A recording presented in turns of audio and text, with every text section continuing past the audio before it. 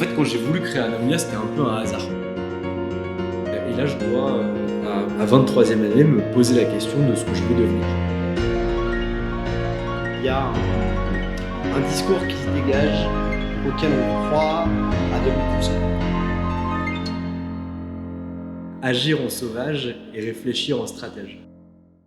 Puis au bout d'un moment, il avait un peu coupé en disant écoute, ça confirme ce que je pensais, c'est la vision que j'avais aussi de votre stratégie, de qui vous êtes, etc.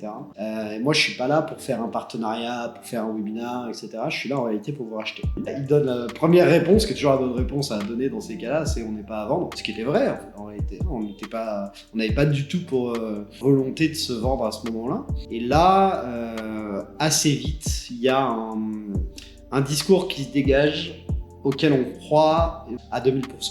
Qui est en fait, aujourd'hui sur le marché, il y a différents types d'acteurs. Il y a des gens qui font des logiciels pour les cabinets d'avocats. Il y a des gens comme Anomia qui font des formations, qui font du conseil, etc. Mais la réalité, c'est qu'à terme, dans l'absolu, les avocats, ils n'ont pas besoin de ça. Les avocats, ils ont besoin d'acteurs qui sont capables de résoudre leurs problèmes et de les aider dans leur stratégie. On fait un rendez-vous 2 jours après avec le frère de Cyril, Henri, et avec Jérôme. Et à la fin de cette heure de visio, ils nous réitèrent leur volonté d'acquérir la société Anomia en disant que nous sommes dans une logique de convergence, et notamment la convergence entre Diapaz, Anomia, pour vraiment donner corps à cette conviction que le métier des cabinets d'avocats doit évoluer par rapport à un contexte de plus en plus exigeant. Vraiment une approche commune entre ce que l'on peut faire d'un point de vue conseil, formation, ce que l'on peut faire d'un point de vue système d'information. C'est vraiment quelque chose qui va pouvoir aider à la transformation des cabinets d'avocats en entreprises d'avocats. Donc ça nous intéresse, ça on mord. Mais on lui dit finalement, nous on n'est pas prêt à lâcher la main. C'est-à-dire qu'on n'est pas là pour te vendre ce qu'on a fait et puis prendre nos clics et nos claques et s'en aller.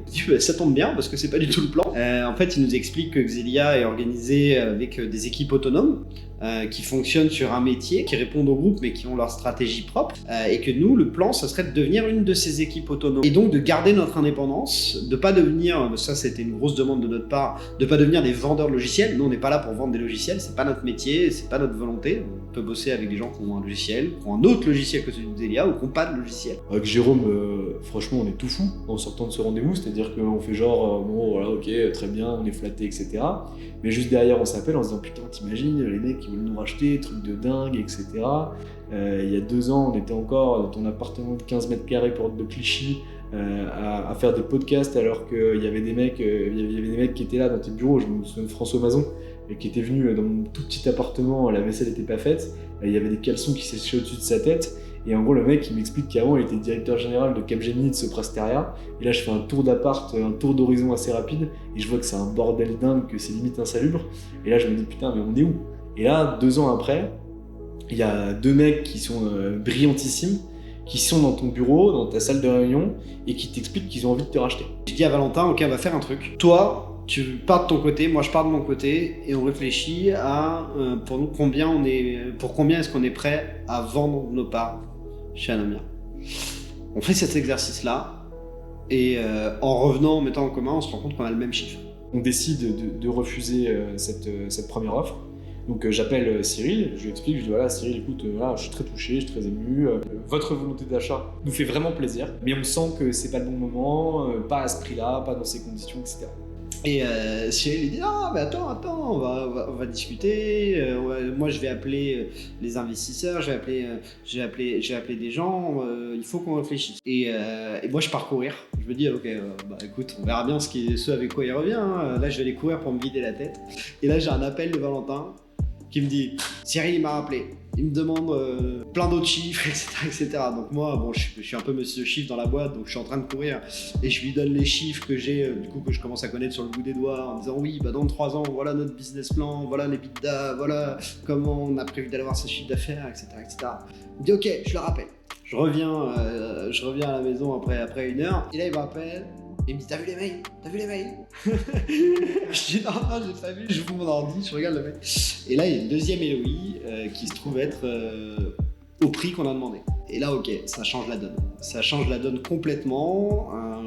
Et de là on commence à vraiment accepter d'entrer dans les discussions. Et on avait reçu une deuxième lettre d'intention, dont les montants n'étaient plus du tout les mêmes, dont les conditions n'étaient plus les mêmes, et qui collait en termes d'objectifs d'autonomie, de synergie, beaucoup plus avec ce qu'on attendait finalement d'un rapprochement avec une telle entreprise. Évidemment, il y avait plein d'autres choses à négocier, le prix en lui-même n'était pas totalement arrêté, il y avait des histoires de complément de prix, des histoires de garantie d'indépendance qui étaient très importantes pour nous. On voulait continuer à pouvoir prendre nos décisions, on voulait être sûr qu'on allait pouvoir continuer à délivrer le service pour nos clients sans forcément devoir leur pousser un logiciel dont ils n'auraient peut-être pas besoin. Plein de choses à valider, mais là on accepte vraiment de rentrer dans les discussions. Et là s'ensuit une période éprouvante, alors que la vente s'est bien passée. On entend un peu tout et n'importe quoi, des gens qui vous disent mais c'est pas du tout assez, des gens qui vous disent oh, c'est un prix hyper honnête, c'est vraiment vous devez y aller, des gens qui vous disent vous êtes sûr, vous pourrez en tirer 2 fois plus peut-être dans 3 ans, etc.,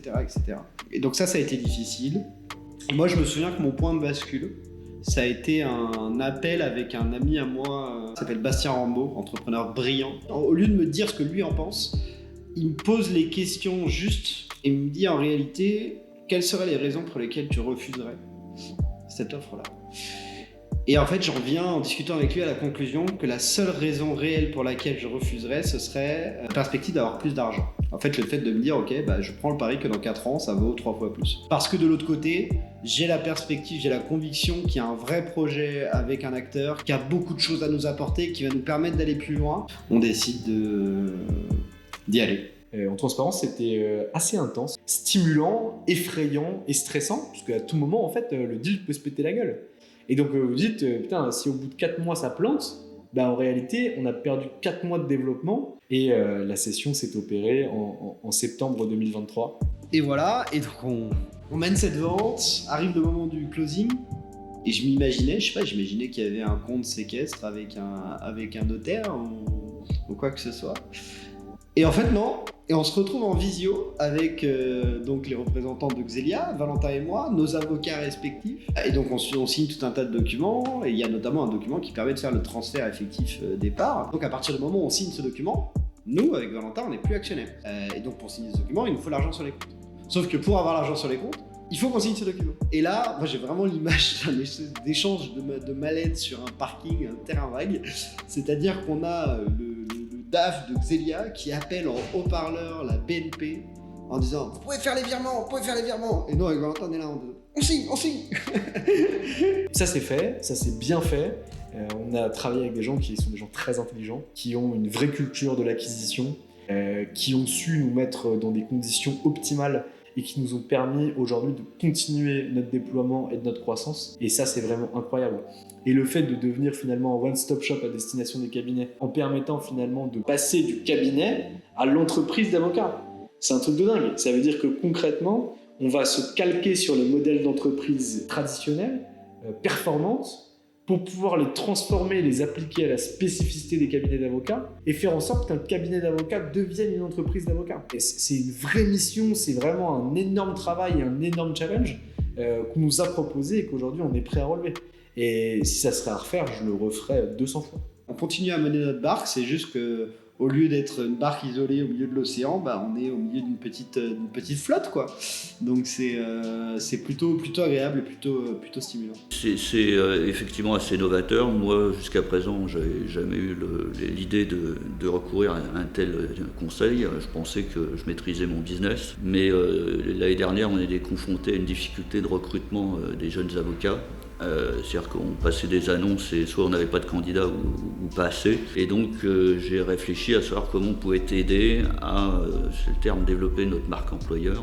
Et le hasard de la vie, j'ai découvert Anomia. Après ils sont doués. Enfin, je trouve Jérôme particulièrement pertinent dans ses analyses. On voit bien qu'il y a un cadre. C'est-à-dire qu'il considère que ça fait partie de sa prestation, il n'y a pas de souci. Mais si on commence à dériver, et puis assez vite on peut dériver vers du coaching, on peut dériver sur plein de choses. Tout de suite, il fait comprendre très clairement que c'est pas de son ressort et qu'on ne va pas l'entraîner dans des trucs. Je trouve très précieux de pouvoir m'entourer d'un certain nombre de personnes qui puissent apporter leur contribution et m'accompagner dans mes activités de développement du bureau parisien du cabinet Reed Smith. Et donc c'est bien dans ce contexte-là que j'ai rencontré Anomia et Valentin en particulier qui est venu me parler d'un million de choses parce qu'il est passionné et que comme moi, il adore ce qu'il fait et donc on a eu beaucoup de choses à se dire, mais surtout on a développé beaucoup de projets ensemble et il nous a accompagnés pour un certain nombre de choses et il continue de nous accompagner et j'espère encore pour longtemps. Les avocats, et ça va s'accélérer, vont passer d'une notion d'artisanat à une notion d'entreprise. Donc on arrive sur des mutations qui vont être fondamentales pour tous les cabinets. Ça va se manifester différemment selon la taille des cabinets. Sur les petits cabinets, on va être sur des associés, des membres du cabinet qui vont avoir besoin d'intégrer des connaissances commerciales parce que c'est à la fois la malédiction et la beauté de ce métier, c'est que les avocats vont continuer à devoir être des techniciens et des producteurs, mais doivent se transformer aussi en développeurs commerciaux, en stratèges, en financiers, en managers. Sur les structures intermédiaires, je pense qu'elles vont devoir commencer à se structurer davantage pour pouvoir rester compétitives sur ce secteur-là face à des gros qui vont capter énormément de valeur. Sur les gros acteurs du secteur, là l'enjeu est un peu différent. Je pense qu'elles ont vocation à intégrer des compétences commerciales en recrutant des profils qui viennent d'écoles de commerce, des ingénieurs, pour construire de vraies entreprises consolidées. Et je pense qu'il y a de très très très gros enjeux qui se dessinent en termes de gouvernance sur les gros cabinets. Avoir un cabinet de taille nationale ou internationale qui est dirigé par un avocat qui produit toujours, c'est un non-sens. Donc je pense qu'assez vite, les structures vont se tourner vers un modèle où on a une direction générale, un directeur général par exemple, et qui vient dans la structure s'occuper des aspects stratégiques, des aspects financiers, de la vision managériale, évidemment en collaboration avec par exemple un conseil d'administration ou un directoire et un conseil de surveillance. Mais en tout cas, on va avoir de grosses mutations au niveau de cette gouvernance-là, et il va falloir que tout cela infuse au sein de la structure. Et nous, je pense qu'on a vocation à aider à faire cette transformation, à aider ces cabinets-là à aller vers ce qui demain seront les nouvelles grandes entreprises d'avocats en France et à l'international. Concrètement, sur le marché des avocats aujourd'hui, il y a encore une perspective de développement qui est de multiplier par 4, par 5 notre chiffre d'affaires, qui est de pouvoir vraiment être encore plus présent au sein des cabinets d'avocats. Pourquoi pas être présent dans des assemblées générales d'avocats, dans des boards de cabinets d'avocats en tant que conseil permanent, dans des conseils d'administration, dans les conseils de surveillance, dans des directoires, prendre différents mandats sociaux. Anomia, ça sera peut-être pas que les avocats demain, ça sera peut-être les notaires, les experts comptables, les AJMJ, les CPI, les huissiers, les commissaires de justice. On a encore plein de perspectives et plein de développements à effectuer.